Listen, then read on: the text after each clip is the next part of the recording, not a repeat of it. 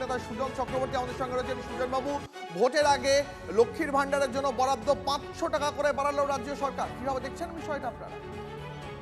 না, দেখার কিছু নেই তো। লক্ষ্মীর ভান্ডারটা কালীঘাটের পয়সায় হয় না, 35টা প্লটের পয়সায় হয় না, কারোর ব্যক্তিগত সম্পত্তি নয়।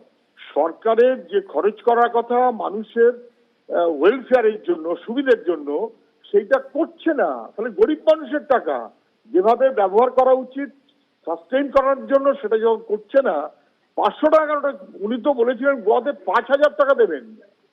উনি তো বলেছিলেন গোয়াতে 5,000 টাকা দেবেন, তো এখানে তো তার 1,500 হলো।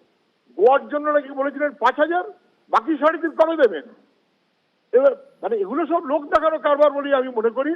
দিয়েছে, ভালো করেছে, কিন্তু আরো বেশি দেওয়া উচিত ছিল। সুজন বাবু, আর আমি আরো একটা ইয়েতে- বিষয়, আপনি তো লক্ষ্মীর ভান্ডারটা নিয়ে বললেনই, আমি আপনাকে আরো একটা বিষয় নিয়ে আপনার প্রতিক্রিয়া চাইবো। এখন থেকে বাংলার 21 থেকে 40 বছর বয়স পর্যন্ত যুবকদের জন্য যে নতুন কর্মসূচি বাংলার যুবসাথী শুরু করা হচ্ছে, যেখানে যারা চাকরি পাননি তারা প্রতি মাসে 1,500 টাকা করে পাবেন।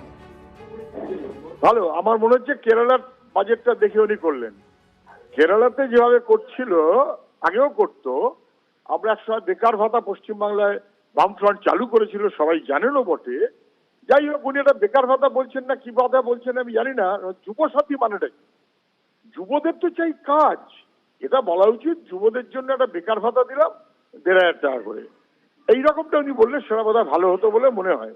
আর উনি ডিএতে একটা 4% দিয়েছেন, তার সঙ্গে এই যে ডিএর সুপ্রিম কোর্টের অর্ডার, তার কিন্তু কোনো সম্পর্ক নেই। সুপ্রিম কোর্টের অর্ডারের পরিপ্রেক্ষিতে উনি বাজেটে কোনো প্রভিশন রাখছেন কিনা সেটা দেখা দরকার। আপনাকে অনেক ধন্যবাদ আপনার প্রতিক্রিয়া।